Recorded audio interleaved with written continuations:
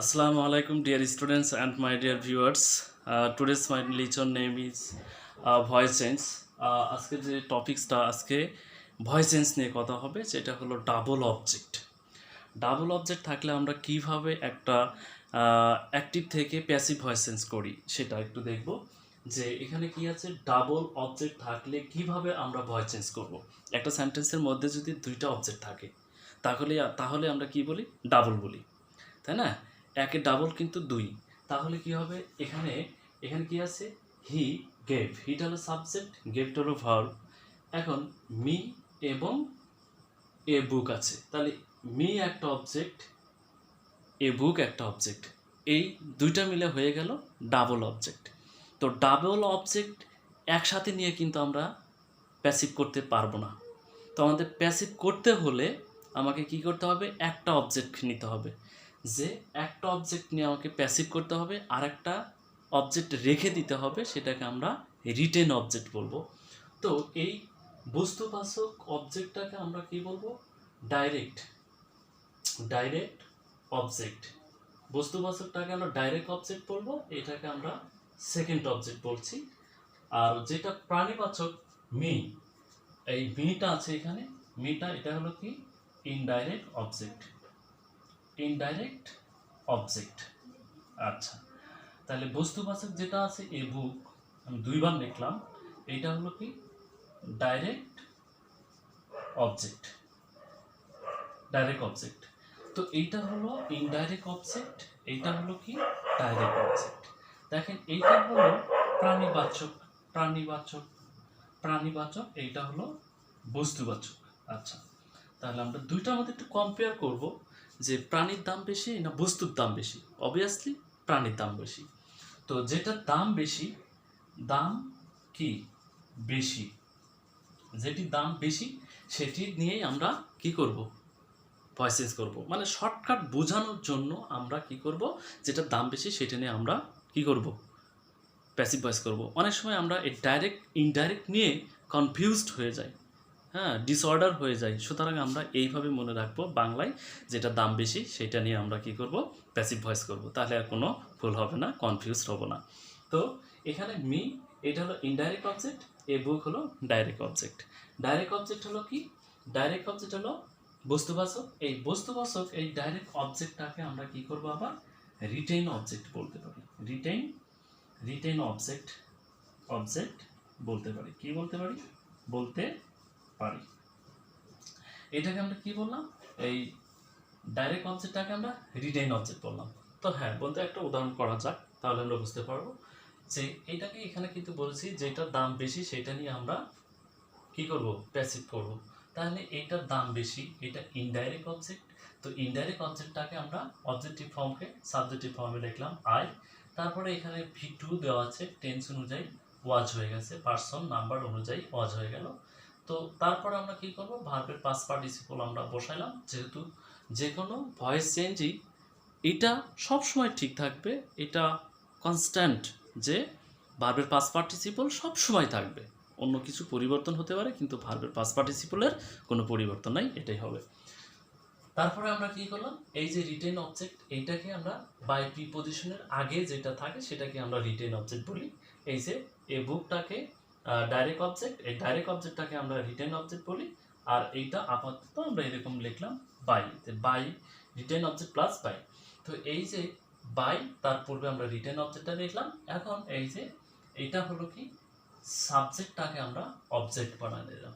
এইভাবেই আমরা কি করব, একটা ডাবল অবজেক্ট থাকলে আমরা একটা অবজেক্টকে নিয়ে, যেটা ইনডাইরেক্ট অবজেক্ট প্রাণীবাচকটাকে নিয়ে আমরা ভয়েস চেঞ্জ করবো। যদি বস্তুবাচক নিয়েও করেন তাও হবে, কোনো অসুবিধা নাই, কিন্তু ওটা পড়ে যাবে ব্যাড ইংলিশের আওতাভুক্তে।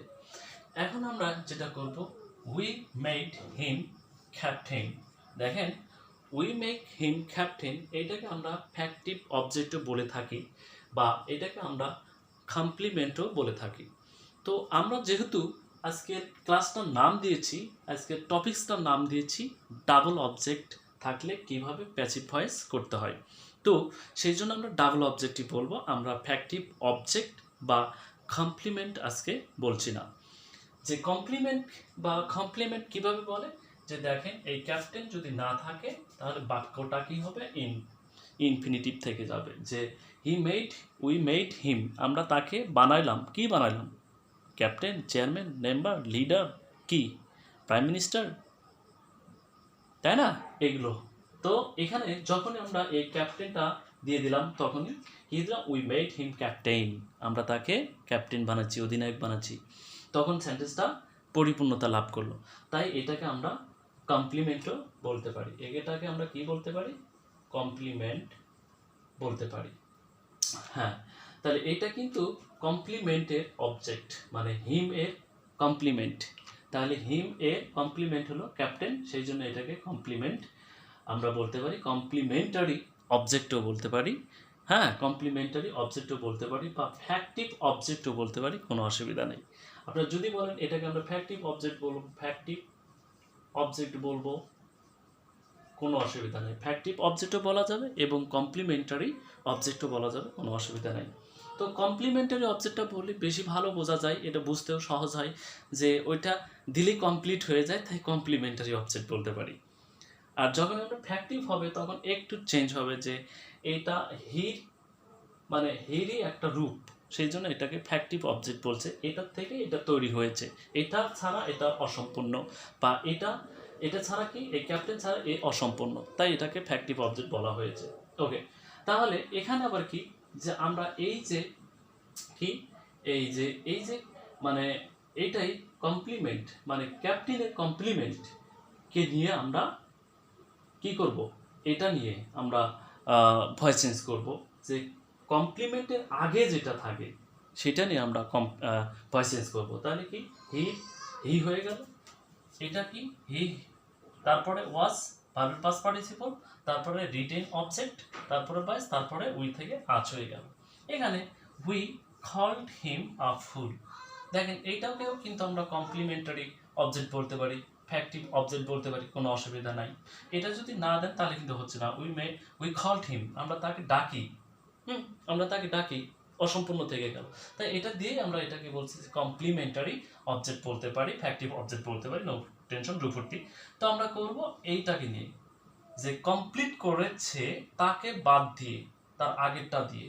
হ্যাঁ, তাহলে হিমের কমপ্লিমেন্ট হলো এটা, তাহলে হিমটাকে নিয়ে আমরা করব, আসলটাকে নিয়ে আমরা কমপ্লিট করব, প্যাসিভ করব। তাহলে হি হয়ে গেল, পাস্ট টেন্স অনুযায়ী ওয়াজ হয়ে গেল, তারপর ভার্বাল পাস্ট পার্টিসিপল, তারপরে আমরা রিটেন অবজেক্ট, তারপরে আমরা বাই প্রিপজিশন, তারপরে সাবজেক্টকে আমরা অবজেক্ট বানাই দিলাম।